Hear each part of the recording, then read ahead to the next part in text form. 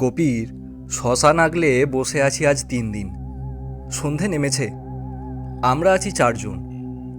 আজকাল যদিও এসব শ্মশান আগলে বসে থাকা হাস্যকর, আজ 2 দিন তো পেরিয়েই গেছে, কোনো কিছুই তো হয়নি।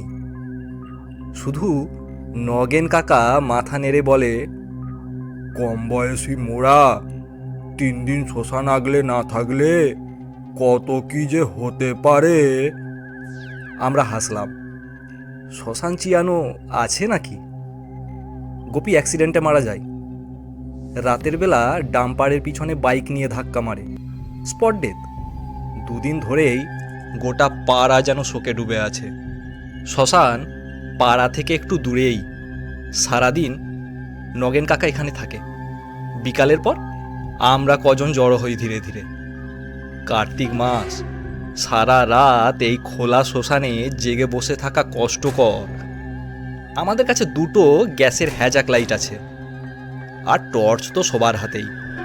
একটু দূরেই ত্রিপল দিয়ে একটা তাঁবু করা হয়েছে। আমরা তাঁবুতে বসেই শ্মশানের দিকে খেয়াল রাখি। শ্মশানের ওপর একটা হ্যাজাক লাইট বসানো, একটা আমাদের কাছে থাকে। গতকাল তাসের আড্ডাটা ভালো জমেছিল, আজও তাস আছে। গল্প করে আর কত সময় কাটে। তাসের নেশায় সময় কখন যে কেটে যায় বোঝাই যায় না। মাঝে মাঝে শেয়ালের দল চিৎকার করে ওঠে। সে ডাক শ্মশানের নিস্তব্ধতা খান খান করে বাতাসে মিশে যায়। বড় তেঁতুল গাছটার ওপর থেকে বাদুড়ের দল দোল খায়, ডানা ঝাপটায়, বাতাসে উড়ে যায়। কালপেচার ডাকে মাঝে মাঝে মনে হয় এসব একটা আলাদা জগৎ। তাসের আড্ডা চলল অনেক রাত অবধি। তারপর সঙ্গে থাকা মুড়ি দিয়ে রাতের খাবার খাওয়া শেষ হলো। খাওয়ার পর তাঁবুর চারপাশটা বেরিয়ে দেখে নিলাম। শেয়ালের দলও যদি এসে আক্রমণ করে, এই রাতে ঠেকায় কে? কাছে 2টো লাঠি ছাড়া তো আর কিছুই নেই। গ্যাসের আলো শ্মশানের ওপর অন্ধকার ফুঁড়ে জ্বলজ্বল করছে। মাটির অবয়বটা ফুলমালা জড়ানো স্পষ্ট চোখে পড়ে। ঠান্ডা চোরা স্রোত মিশে যাচ্ছে বাতাসে। এই ত্রিপলের তাঁবুতে রাত কাটানো ভয়ঙ্কর। হঠাৎ আশেপাশের বাতাস ভারী হয়ে উঠল। গা হাত পা যেন অবশ নেশা লাগার মতো। একটা ঠান্ডা হাওয়া যেন শ্মশানের চারপাশে ঘুরে বেড়াচ্ছে। হঠাৎ শ্মশানের ওপরে থাকা গ্যাস লাইটটা দুম করে আওয়াজ করে ফেটে গেল। চারপাশ গাঢ় অন্ধকার। আমরা সে গাঢ় অন্ধকারের দিকে অবাক হয়ে তাকিয়ে রইলাম। ওরে, আমাকে বাঁচা রে, ধরে নিয়ে গেল রে!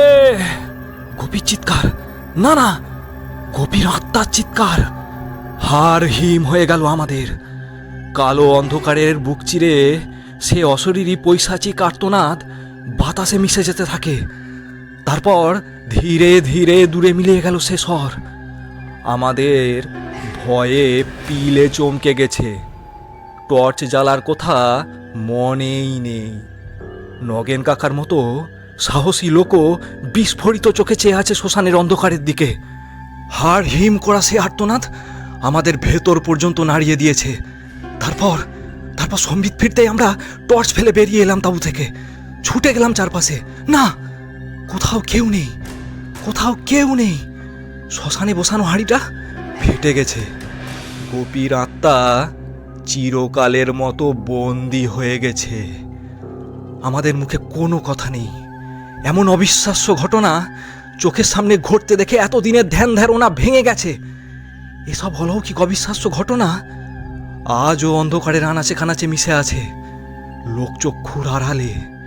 শুধু সঠিক জায়গা আর সঠিক সময়ে তার প্রমাণ পাওয়া যায়।